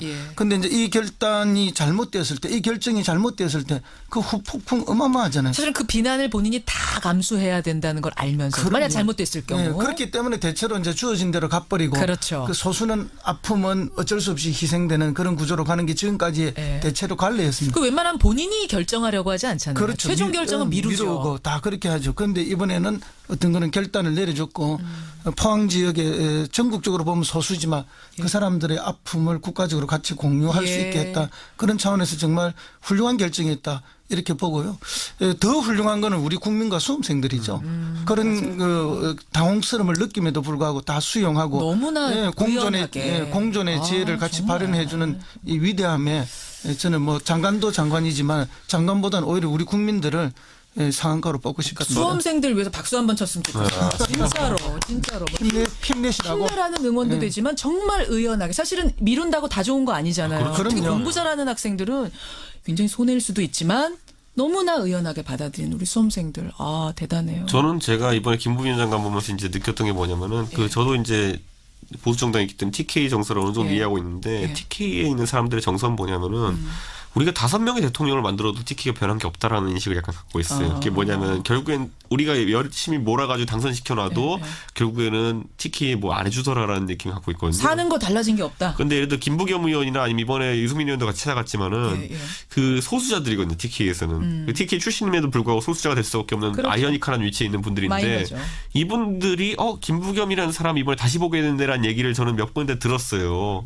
그게 뭐냐면은 확실히 TK 출신인데 고향에 대해서 뭔가 하려고 하는 사람은 다르다라는 느낌을 줬는데 저는 이게 굉장히 김부겸 그 장관에게 큰 자산이 될 것이다라는 느낌이 들었던 게 뭐냐면은 유승민 의원도 특별 재난 지역 이제 선포를 얘기했고 김부겸 장관 같은 경우도 그게 꼭 필요하다는 이제 얘기했는데 정작 이제 그 지역에 이제 다수당이라고 할 수 있는 자유한국당 사람들은 가가지고 뭐 굉장히 애매한 얘기들을 했거든요 보면은. 류호혜 최고위원만 해도 이게 지금 포항 지진은 하늘이 문재인 정부에게 주는 경고다라는 얘기했다가 그렇게 정치에 이제 이용하려고 한 사람들과 대비돼가지고 다른 TK 출신 정치인들은 지금까지 소수자였던 사람들, 민주당과 바른정당이 있기 때문에 소수자였던 사람들이 이번에 상대적으로 부각이 되지 않았다는 생각이 하게 되고 저는 이게 내년에 이제 지방선거 때도 아이템으로 등장할 거라 느낀 게 뭐냐면은. 과연 과거에 호남이 그래가지고 호남 일당 독재가 올려 해가지고 국민의당을 이렇게 뽑았던 것처럼 이번에도 TK에서도 다른 그 움직임이 나올 수 있다는 생각이 듭니다. 그런데 유희의 최고위원은 자기가 최고위원이 얼마나 엄중한 자리인가 하는 부분을 제가 볼 때 인식을 다 못하는 것 같아요. 이게 재난으로 고통받는 그 시민들 국민들을 어떻게 감싸고 어떻게 구제하고 하는 그 부분에 관심을 가져야 되는데 정쟁의 수단으로 이걸 끌고 도는다는 것은 정말 철학의 빈곤이라든지 인식의 얕음을 드러내는 것이 아닌가 좀 안타깝습니다. 여기까지 오늘 뉴스닥. 사실 이번 주는 상한가 하한가가 참 풍부했어요. 올릴 인물이 많아 고민들 많이 하셨죠. 누구 올려야 되나. 여기까지 오늘의 뉴스닥. 상한가 보드에는 김부겸 행안부 장관, 국민의당 안철수 대표, 하한가 보드에는 국민의당과 친박 중진들을 올리면서 두 분과 인사 나누겠습니다. 고생하셨습니다. 예, 감사합니다. 바른정당 이준석 노원병 당협위원장, 세미래정책연구소 허성모 소장이었습니다. 어제요, 문체부가 주관하는 2017 문화예술 발전 유공자들이 발표됐습니다. 소설가 조정래 선생, 화가 김구림 선생을 비롯한 35명의 수상자들이 선정됐는데요. 젊은 예술가상 문학 부문에는 박준 시인이 선정이 됐습니다. 지금까지 낸 시집이 딱 한 권. 근데 그 시집이 무려 84,000부가 나가면서 대중성, 작품성 모두를 인정받은 시인이죠. 여러분, 제가 시 좋아하는 거는 다 아시죠? 오늘 그래서 제가 좀 설렙니다. 화제 인터뷰 박준 작가 연결해 보겠습니다. 박준 작가 안녕하세요. 축하드립니다. 네, 감사합니다. 시인 박준입니다. 시인도 상 타면은 기분 좋은 거 맞죠? 사실 기분 당연히 좋은데요. 근데 이제 다만 시인이 국가에서 주는 상을 받으면 좀 쑥스러운 마음 그런 것도 있습니다. 제가 사실은 많은 등단 시인 분들 인터뷰를 했지만 제일 젊은 분이세요. 실례지만 올해 나이가? 35살이 예, 있습니다. 35이면 83년생. 83년생. 네, 맞습니다. 그렇죠. 83년생. 그런데 첫 시집이 한 권 낸 시집이 84,000부가 나갔어요. 그 뉴스쇼가 팩트를 우선하니까 예. 팩트는 9만 부가 아, 그새 더 나갔군요. 네, 그새 더 나갔습니다. 야, 9만 부. 여러분, 요즘 보통 시인들이 시집을 내면요. 1쇄가 한 500부에서 3,000부 정도 찍는답니다. 그런데 2쇄를 찍는 경우도 거의 없다면서요. 그런 기도 어려운 게 현실이라면서요. 네, 사실 그렇죠. 뭐 그것이 이제 두 번째 세로 연결되는 것이 그렇게 흔한 일은 아닌 상황이죠. 네. 그런 상황에서 9만 부. 제목도 참 매력적이에요. 제목이요. 네. 당신의 이름을 지어다가 며칠은 먹었다. 네. 저는 처음에 이게 뭐지? 이게 무슨 말이지 했어요. 사실 비문입니다. 그렇죠. 그런데 제가 쓸 때 이 당신이라는 어떤 대상이 저 혹은 우리들에게 어떤 약 같은 존재다. 이런 생각을 한번 했고요. 그러면 우리가 약을 지어 먹듯이 당신의 존재만으로 우리는 당신의 이름이라는 것을 이렇게 지어다가 우리가 어떤 건강성을 유지하면서 산다. 뭐 이런 문장으로 이제 태워져 나온 것입니다. 그 당신은 어떤 연인이 될 수도 있고, 네. 뭐 사랑하는 가족이 될 수도 있고, 어떤 그리움의 대상, 뭐 존경의 대상, 뭐 다양한 사람마다 다를 수 있겠어요. 네, 그렇죠. 사실은 근데 이 시 처음에 떠올렸을 때는 예. 어떤 노동자이셨어요. 제가 이제 부산 영도에서 이렇게 크레인에 올라가 있는 노동자분을 제가 생각하면서 당신은 약이다. 뭐 이런 생각으로 썼던 시였습니다. 그렇군요. 네. 저는 그 시낭독을 그 시를 쓴 시인이 직접 해주실 때 제일 좋더라고요.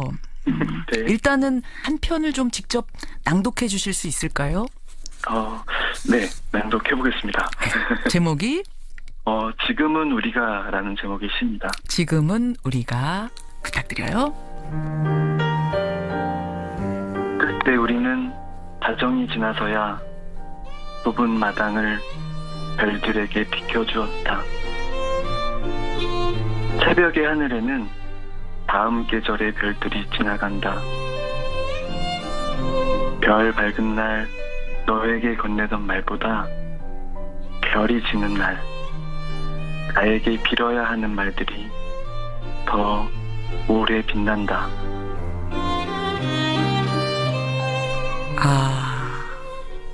참 좋네요. 저는 이 앞부분. 그때 우리는 자정이 지나서야 좁은 마당을 별들에게 비켜주었다. 저는 이 부분이 좋아요. 자정이 될 때까지, 그러니까 별 보면서 이야기 나눈 거잖아요. 좁은 마당에서. 맞습니다. 그렇죠. 네. 이 장면이 전 너무 좋은데 네. 시도 시지만 산문집을 하나 내셨어요. 그 산문집도 제목이 특이합니다. 네. 운다고 달라지는 일은 아무것도 없겠지만. 맞습니다. 전 이 제목만 보고 그냥 울 것 같은데 제가 산문집 중에 한 편 좀 읽어봐도 될까요? 영광입니다. 네. 한 부분만 발주해서 아침밥이라는 제목의 산문인데 네. 나는 죽은 사람들이 좋다. 어찌되었든 다시 태어날 수 있다면 나보다 먼저 죽은 사람들과 모두 함께 다시 태어나고 싶다. 대신 이번에는 내가 먼저 죽고 싶다. 내가 먼저 죽어서 그들 때문에 슬퍼했던 마음들을 되갚아주고 싶다.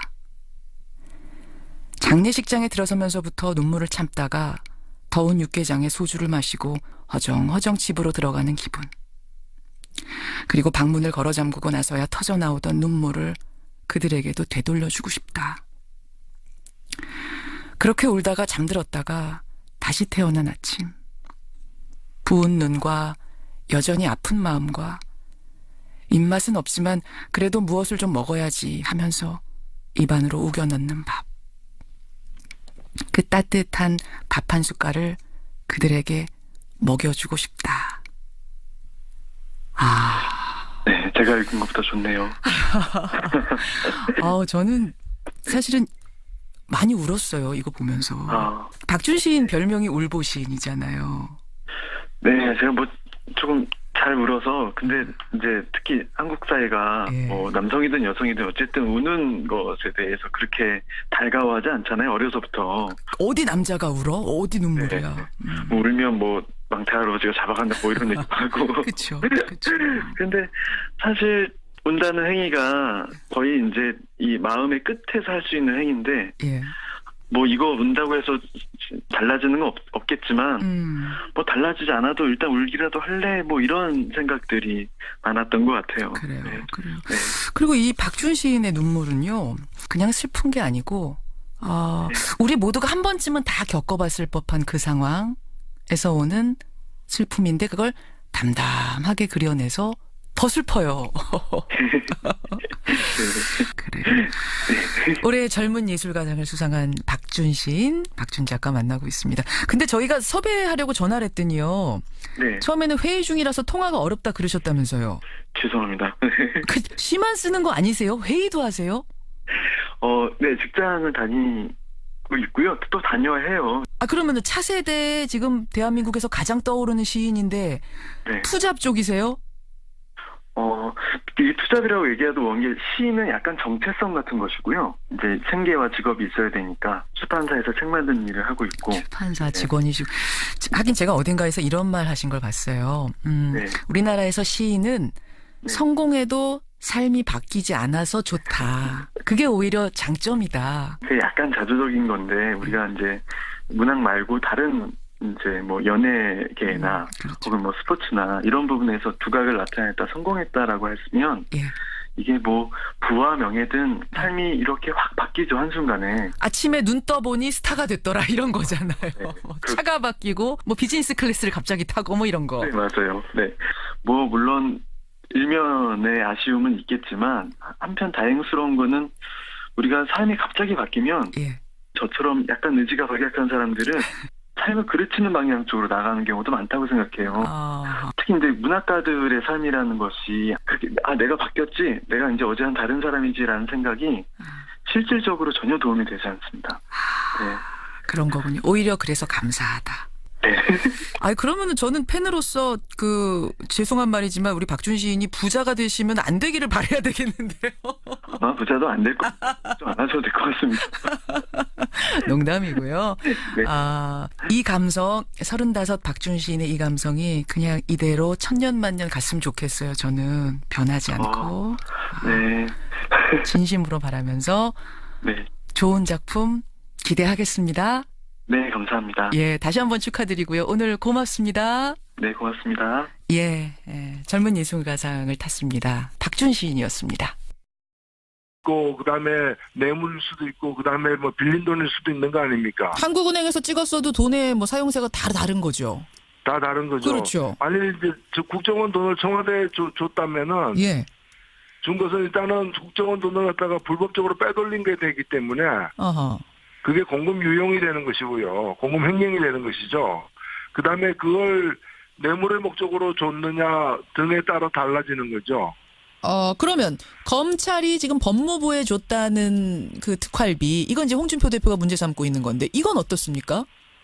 예, 그 부분은 앞에 것하고는 좀 많이 성격이 다른 걸로 보여지고요. 그러니까 관행 자체가 잘못된, 예를 들면은 지난번에 이제 서울지검장 이영렬 씨하고 이제 안태근 국장이 그 부하들 데리고 같이 이제 서로 격리하는 어떤 술자리 만찬 자리 가져가지고 다 문제가 되지 않았습니까? 서로 특활비를 줬죠. 이 팀한테 주고 저 팀한테 주고. 특활비를 상대에게 주는 되게 특활비가 수사와 기밀이 요구되는 어떤 정보 계통에 써야 되는데 그 동안에 그런 어떤 어디서든 좋다는 식으로 눈먼 돈처럼 이렇게 배정해서 나눠줬었던 관례가 지금도 지금 진행되고 있거든요. 그리고 그거는 모든 부처가 국회도 마찬가지입니다. 지금도 국회 원내 교섭단체 대표들이 받고 있는 특활비. 그 특활비도 그런 성격의 돈인 거죠. 그래서 그런 걸 제도 개선하는 문제하고, 그다음에 그런 관행 속에서도 관행을 넘어서서 어떤 불법이 되는 행위. 예를 들면 국정원이 특정한 자기들의 어떤 특활비가 계속 국회에서 예산 심사하는 게 문제되니까. 문제되니까 당시에 이제 그 유력한 정치인들에게 자기들이 특활비를 갖다가 뇌물처럼 줘가지고 국정원 좀 봐달라고 했다면은 그거는 굉장히 문제가 되는 거죠.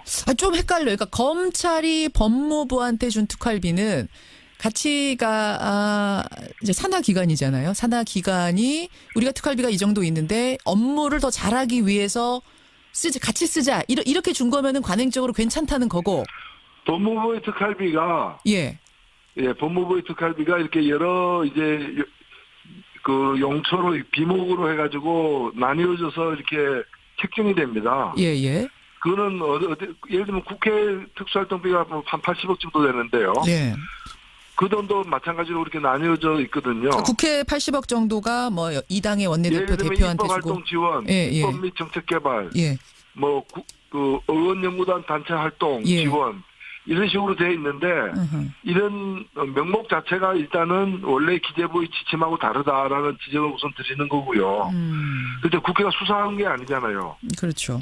그리고 기밀 정보를 수집하는 데도 아니잖아요. 예.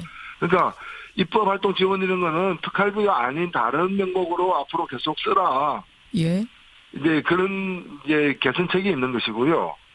그런데 이 국회 특수활동비 중에 국회의장이 쓰는 명목 하나도 없거든요. 그러나 국회의장도 일정하게 관례대로 쓰고 있을 거 아니겠어요.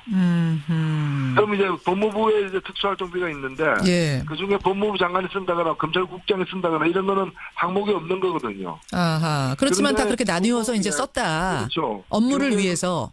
예, 가능적으로 쓴 건데 그렇게 쓰는 문제하고 이런 건 제가 볼 때는 편법이라고 볼 수 있습니다. 그러니까 합법도 아니고 불법도 아니고 편법이라 볼 수 있는데 이런 편법하고 그다음에 그 쓰면 안 되는 데다가 쓴 것도 있죠.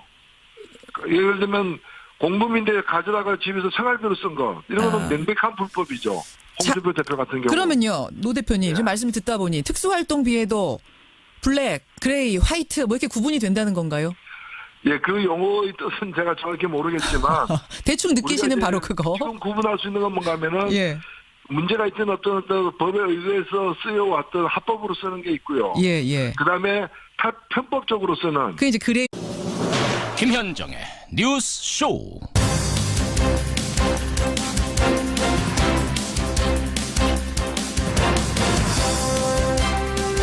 이미 오래전에 했어야 할 조치다. 살인정권 북한을 고립시키는데 최대 작전을 지원하겠다. 간밤에 트럼프 대통령이 북한을 테러 지원국으로 재지정했습니다. 애청자 여러분 안녕하십니까.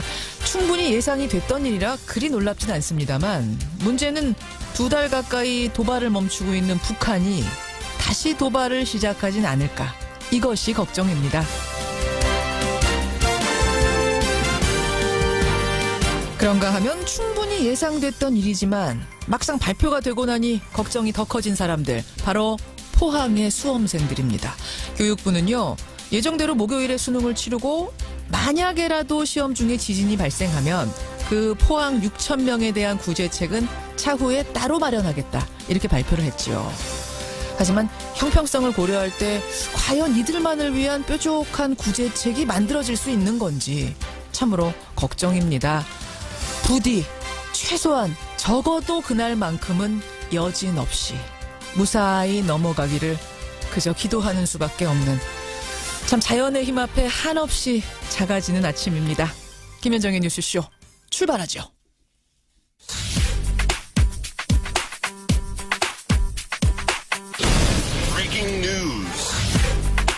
김현정의 뉴스쇼가 주목한 오늘의 포인트, 김정훈 기자 나와 있습니다. 어서 오세요, 김 기자. 네네. 첫 번째 포인트, 이 북한 소식부터 봐야겠어요. 그렇습니다. 테러 지원국 9년 만에 낙인입니다. 예, 재지정이죠? 그렇습니다. 트럼프 미국 대통령이 북한을 9년 만에 테러 지원국을 재지정한다고 발표했죠. 네. 트럼프 대통령은 그러면서 북한과 관련자들의 추가 제재와 불이익을 가할 것이다.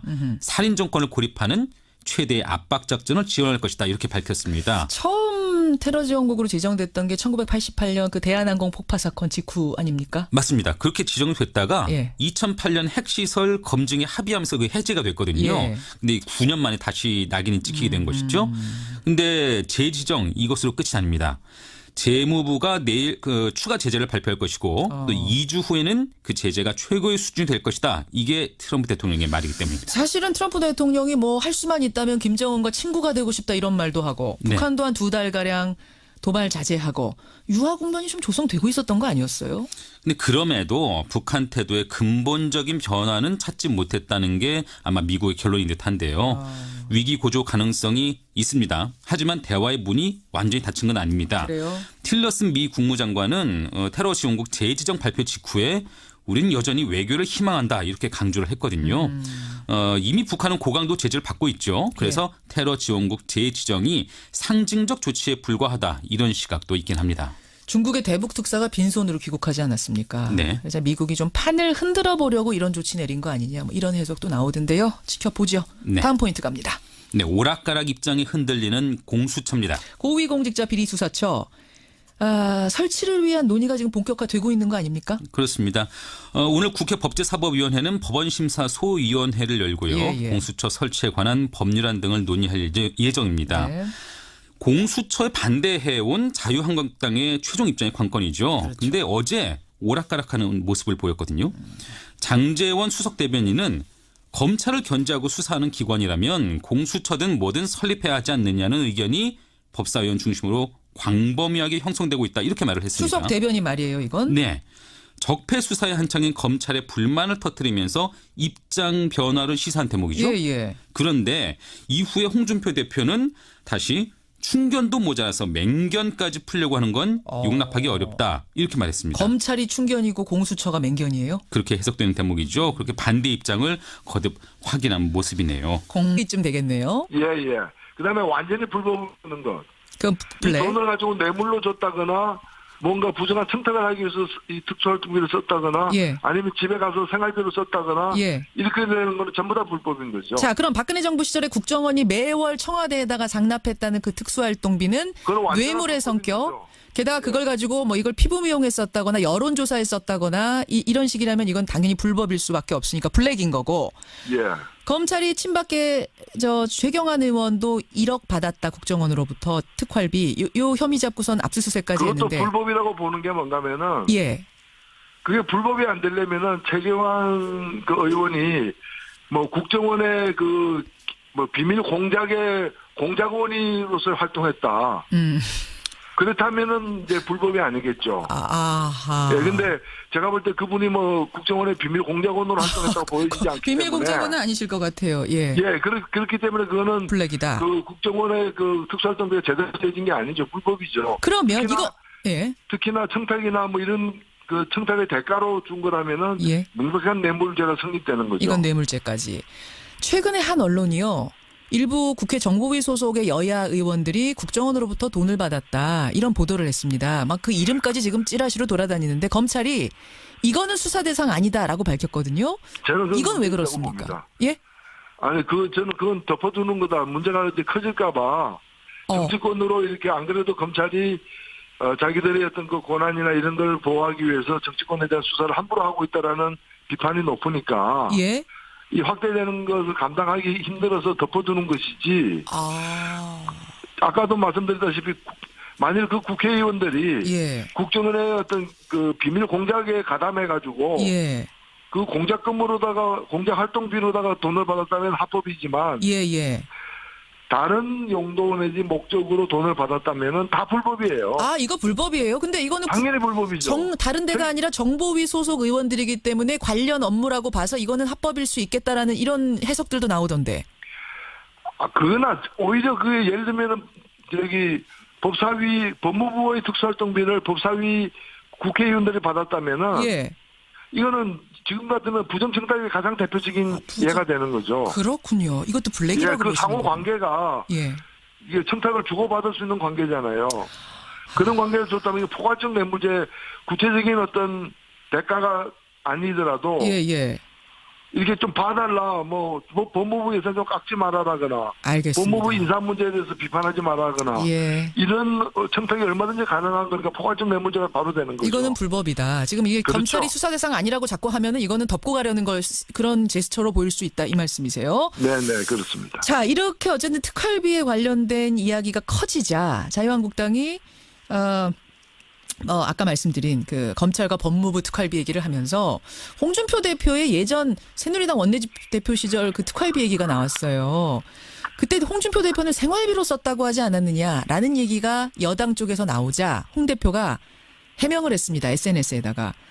생활비로 썼던 건 아니다. 그때 그 수령 즉시 한 4,5천만 원을 한 달에 받았는데 정책위 의장한테 정책개발비로 1,500만 원, 원내 행정국에 700만 원, 원내 수석하고 부대표들한테 격월로 각 100만 원씩 줬고 야당의 원내대표들에게도 국회 운영 비용으로 쓰라고 매월 보조를 했다. 생활비로는 안 썼다라고 해명을 했습니다. 이건 어떻게 보세요? 본인 입으로 생활비로 썼다고 얘기해놓고 그게 문제가 되니까 다른 용처가 있다고 이렇게 둘러대는 것으로밖에 보이지 않고요. 큰 당의 그 당 대표 살 얘기는 좀 아닌 것 같습니다. 게다가 다른 야당 원내 대표들에게도 줬다라고 하는데 이게 사실이라면 이거는 여당의 대표가 돈으로 야당을 매수했다. 그거밖에 볼 수 없는 그런 수처 어디로 갈 것인가. 두 번째 포인트. 마지막 하나만 더 보죠. 네, 최장기간 조각의 완료입니다.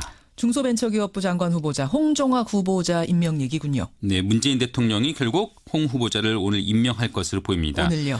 야권의 반대 속에 청문보고서 채택이 2번 연속 무산된 상태에서 임명이 강행되는 것이죠. 그렇죠. 새 정부 1기 내각이 출범한 지 196일 만에 완성되는 것입니다. 역대 정권을 통틀어서 조각에 가장 오랜 기간이 걸린 것이라고 하네요. 근데 인사 갈등은 앞으로도 여전할 것 같습니다. 이진성 헌법재판소장 후보자의 인사청문회 그리고 아직 지명되지 않은 감사원장 후보자의 임명 동의안에 야당이 아마 비협조적으로 나올 가능성이 있기 때문이죠. 그렇죠. 여기까지 오늘의 포인트. 김정은 기자 수고하셨습니다. 네. 검찰은 최경환 의원에 대한 전격 압수수색에 들어갔습니다. 국정원 특수활동비 1억여 원을 받은 혐의가 있습니다. 자유한국당은 검찰의 특활비를 연일 문제 삼으며 반격에 나섰습니다. 국정원 특활비 수사의 불똥이 검찰 특활비로 튀면서 여야 공방은 더욱 거세질 전망입니다. 특활비 여기저기서 특활비가 날립니다. 어제 검찰이요 최경환 의원의 집과 사무실을 압수수색했습니다. 국정원의 특활비와 관련된 수사가 정치권 전역으로 확산될 거다. 이런 전망까지 나오면서 지금 정치권의 특활비 공방이 벌어지고 있는데요. 먼저 자유한국당의 홍준표 대표는 국정원이 준 특활비만 수사할 게 아니다. 검찰이 법무부에 준 특활비도 수사를 해야 된다. 이렇게 요구를 했습니다. 그러자 여권에서는 아니 홍준표 대표는 과거 원내대표 시절에 그 특활비로 생활비 썼다고 말했던 분 아니냐. 그 유용도 문제 삼아야 되는 거 아니냐. 이렇게 또 말을 했습니다. 이쯤 되면 좀 헷갈리시죠. 시작은 국정원이 박근혜 청와대에다가 상납했다는 그 특활비였는데 그 후로 막 여기저기서 툭툭 특활비 얘기가 나오니까 대체 뭐가 뭔지 어디에서 어디로 건네는 거는 되고 어디에서 어디로 건네는 건 안 되는 건지 헷갈립니다. 이분의 설명을 좀 들어보죠. 정의당 노회찬 원내대표 연결이 돼 있습니다. 노회찬 원내대표님 안녕하세요. 네, 안녕하십니까. 영수증 없이 쓸 수 있는 돈 특수활동비 여기까지는 이제 다들 아시거든요. 네네. 예, 이게 지금 모든 정부기관에 다 있는 겁니까? 어디에 있는 거예요? 거의 대부분 모든 정부기관은 아닌데 예. 많은 정부기관들이 이제 이 특활비라는 이름으로 돈을 쓰고 있죠. 쓰고 있고. 근데 원래 이 특활비는 기재부 예산 지침에 따르면은 기밀이 유지될 필요가 있는 정보와 사건 수사에 쓰는 걸로 돼 있습니다. 기밀 유지가 필수적인, 그러니까 영수증을 끊지 않는 것이 더 유리하고 나라에 도움이 되는 이런 일. 예, 그래서 사실은 우리나라 전체 예산 중에서 특활비란 명목으로 배정된 것이 9천억 정도 되는데요. 그 중에 90%가 국정원, 국방부, 경찰 이 세 곳에서 쓰고 있어요. 국정원, 여기 다 정보 내지 수사를 하는 곳이잖아요. 그러네요. 예, 그래서 사실은 이 세 군데 이외에는 특활비가 필요 없다고 또 봐야 되는 거죠. 나머지 10% 가지고 다 나눠서 특활비 조금씩 주는데 그 양이 많지는 않은 거군요. 예, 그렇습니다. 자, 그런데 처음에 이 문제가 불거졌을 때는요. 국정원이 특활비를 007 가방에 담아가지고 청와대에 상납했다. 그 액수가 40억 플러스 알파다.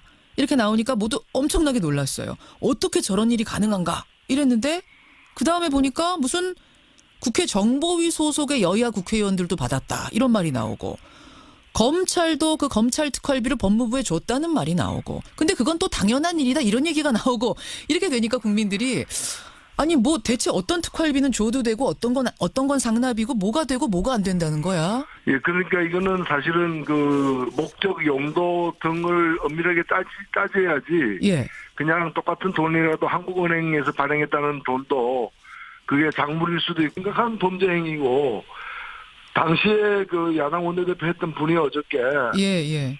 이런 한 푼 받은 적이 없다. 받은 적 없다. 그래서 이게 돼서 그 사과 해명하지 바로잡지 않으면은 이게 그 사법처리도 불사하겠다는 그런 강경한 대응을 했거든요. 그래서 저는 이거는 이 진술은 좀 심각하게 좀 처리해야 될 문제가 아닌가 보여집니다. 그 야당 원내대표 누구세요? 예, 원혜영 원내대표가 어제 그러셨죠. 네네. 그 말씀하시는 거군요. 알겠습니다. 네. 홍준표 대표의 해명이 또 여기에 대해서도 나와야겠네요. 예. 여기까지 말씀 듣겠습니다. 노회찬 원내대표님 고맙습니다. 네, 감사합니다. 정의당 노회찬 원내대표였습니다.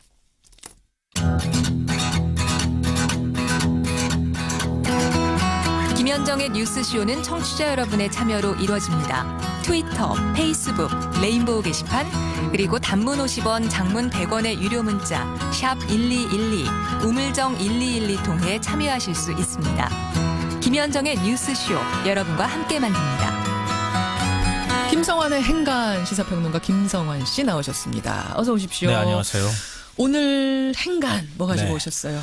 이 닷새 전 새벽이었는데요. 광주광역시 남구의 한 도로에서 50대 환경미화원이 쓰레기 수거차에 치여 숨지는 안타까운 사고가 발생했습니다. 운전자가 차량을 후진시키다가 작업 중이던 동료를 발견하지 못해서 일어난 사고였는데요. 이 차량 뒷바퀴에 치여서 머리를 심하게 다친 환경미화원은 병원으로 이송했지만 끝내 사망했습니다. 어느 환경미화원의 죽음. 이 뉴스의 행간을 좀 살펴볼까 합니다. 환경미화원 분들이 교통사고 당하는 거는 이건 잊을만 하면 터져요. 네, 맞습니다. 이게 한두 번이 아닌데요. 그렇죠. 사실 제가 통계가 있을까 해서 찾아봤는데 사망사고나 아니면 교통사고 통계도 정확하지가 않은 것 같아요. 뭐 사례만 좀 간단하게 말씀드리면 2015년도에 춘천 환경미화원 형제의 안타까운 사고가 발생을 했는데요. 그게 형은 트럭 몰고 동생이 앞에서 쓰레기 치우고 그랬던 거죠. 예, 맞아요. 그러니까 트럭 앞에서 청소하던 동생이 형이 몰던 트럭 앞에 끼어서 음주운전 차량이 차 앞으로 돌진을 하면서 그렇게 이제 사고가 나는 사고가 있었습니다. 맞아요. 작년에는 청각 장애를 가진 환경미화원이 음주운전 차량에 또 치여서 숨지는 사고가 있었는데요. 이 30년 모범 근로상 수상을 앞두고 있어서 더 주변을 안타깝게 했습니다. 그렇죠. 그러니까 환경미화원은 이렇게 사고 위험을 안고 산다고 해도 과언이 아닌 것 같습니다. 안타까운 환경미화원의 교통사고. 정말 그냥 그 신문에 한도막 나오고 넘어갈 만한 뉴스로 처리가 사실은 됐는데 오늘 김성환 씨가 다시 꺼내오셨어요. 이 뉴스의 행간 들어가 보겠습니다. 첫 번째 행간은 지역신문에 기사 몇 줄 나는 게 고작이다입니다. 그게 첫 번째 행간이었군요. 네, 방금 전에 말씀하신 내용인데요. 사실은 이게 닷새 전에 사망사고가 발생을 했는데 언론에서 거의 보도를 하지 않았습니다. 지금 청취자분들 문자도 그래요. 저 몰랐어요. 이런 문자 많이 와요. 네. 처음 듣는다. 제가 알기로는 한 전국신문 전국지에서 한 군데 정도 보도한 것으로 알고 있고요. 지역신문에서는 좀 보도를 한 것 같습니다. 나머지 방송이나 이런 데에서는 거의 관심을 두지 않았는데요. 그렇죠. 환경미화원이 이런 얘기를 토로합니다. 불을 끄는 소방관이 사망하면 전 국민적인 애도와 성금이 답지하고 국가 유공자로 대우를 받습니다. 우리 사회에서 불을 끄는 일만큼 필요한 쓰레기 치우는 환경미화원이 사망하면 지역신문에 기사 몇 줄 나오는 게 전부입니다. 그래서 우리는 이런 현실을 개죽음이라는 한마디로 자조적으로 얘기합니다. 이렇게 얘기를. 환경미화원 분들이 스스로 우리 이러다가 일하다가 죽으면 개죽음이야. 네, 이렇게 맞습니다. 얘기하신대요. 근데 과거에는 환경미화원이 교통사고를 당했다 그러면 신문이나 방송에서 아주 큰 뉴스는 아니더라도 그래도 사회성 뉴스, 사회면 뉴스의 주요 뉴스 정도로 취급을 해줬거든요. 그리고 같이 안타까워하고. 네. 그리고 열악한 근무 시태도 고발도 하고 그랬는데 이번에 난 교통사고 소식 같은 경우에는 거의 주목하는 언론이 없었다는 겁니다. 맞아요. 물론 대문짝만하게 기사가 실려야 한다는 말씀을 드리는 건 아니지만 최소한 우리 사회에 관심이 필요하다.